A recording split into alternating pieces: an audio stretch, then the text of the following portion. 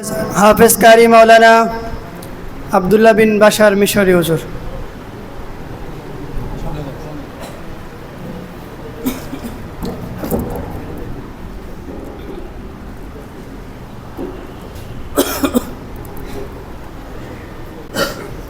আসসালামু আলাইকুম ওয়া রাহমাতুল্লাহি ওয়া বারাকাতুহু।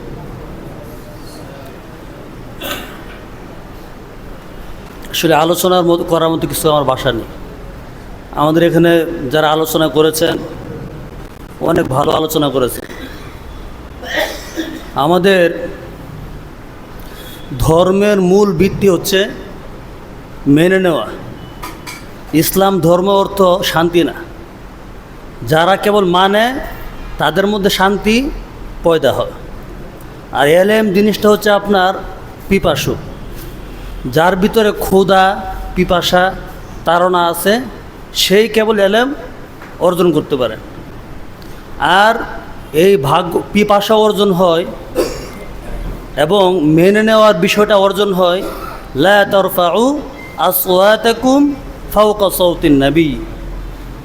কোরআনের এই আয়াতটা যদি আপনারা গুরুত্বের সাথে খেয়াল করেন, তাফসির পড়েন, এর বিস্তারিত আমি বলতে চাই না। আল্লাহ তাআলা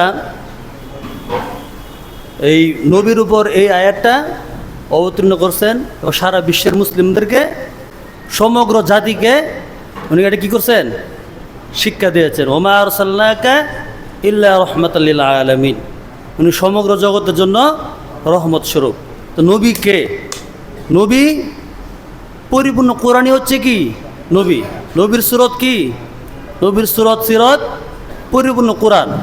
এর বাহিরে কোনো ওনার এই পরিচিতি নেই। তাহলে আমাদের পরিচিতির হওয়া দরকার মেনে নেওয়া। একটা আপনার এই গবেষক বা যারা বর্তমান প্রযুক্তি বিশ্ব নিয়ে গবেষণা করেন, তাদের মধ্যে মূল একটা উসুল আছে যে মেনে নিলেই শান্তি, না মানলেই অশান্তি। কিছু কিছু ক্ষেত্রে ক্ষুধা প্রদত্ত গজব আসে, আর কিছু কিছু গজব আছে বান্দা প্রদত্ত, আর কিছু কিছু গজব এমনি এমনি আসে। একটা পাতিলের সাথে একটা পাতিল লাগলে এমনি আওয়াজ হয় না? ওয়াজআলনা বা'দাকুম লিবা'দিন ফিতনা। এরপর আতাসবিরুন, তোমাদের একে অপরের সাথে আল্লাহ কী করে পরীক্ষার একটা ক্ষেত্র তৈরি করছেন। এই দুনিয়াটা পরীক্ষার ক্ষেত্র না? আমরা সবাই পরীক্ষার ক্ষেত্র। যাই দিন শেষে যাই বলেন, আপনি খাওয়া দাওয়া করেন আর না করেন, আপনি পৃথিবীতে থাকেন আর না থাকেন, সব কিছুর পরে কি আল্লাহ তাআলা কি বলছেন? পরীক্ষা নেবেন। আপনার 24টা ঘন্টা প্রতিটা সেকেন্ডে সেকেন্ডে আমাদের জন্য পরীক্ষা। আপনারা ঘুমাইতেছেন, এটাও পরীক্ষা।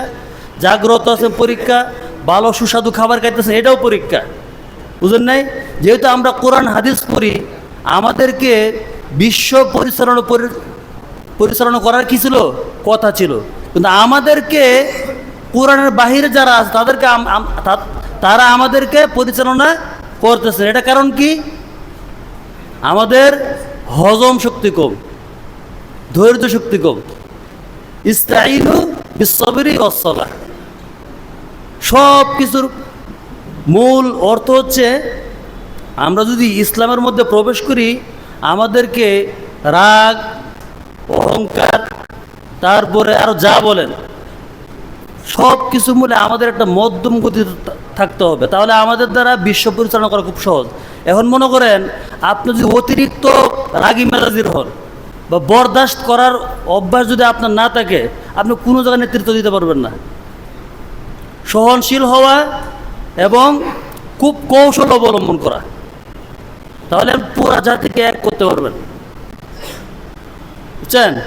প্রত্যেকটা নবী কি ছিল? রাজনীতিবিদ ছিল, প্রত্যেকটা নবী। এবং সমস্ত রাজনীতিবিদদের উদ্ভাবক হচ্ছেন আল্লাহ তাআলা। তাহলে আমরা বলতে পারি এক বাক্যে রাজনীতিবিদ হচ্ছেন স্বয়ং আল্লাহ তাআলা, আর আমরা হচ্ছি তার পরিবার। আমরা কি রাজনীতি করার যোগ্যতা বান্দার হইতে পারেই না। বুঝছেন?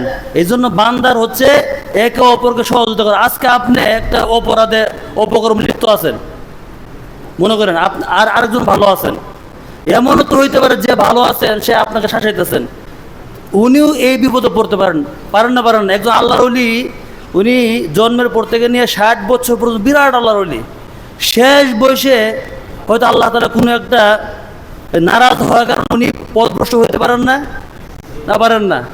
এই জিনিসটা খুব খেয়াল করবেন। স্যাক্রিফাইস, একটা কম্প্রোমাইজ, এই একটা শব্দ আছে, অর্থাৎ পরস্পরের সাথে একটা সমঝোতার একটা বিষয়, এটা খুব গুরুত্বপূর্ণ।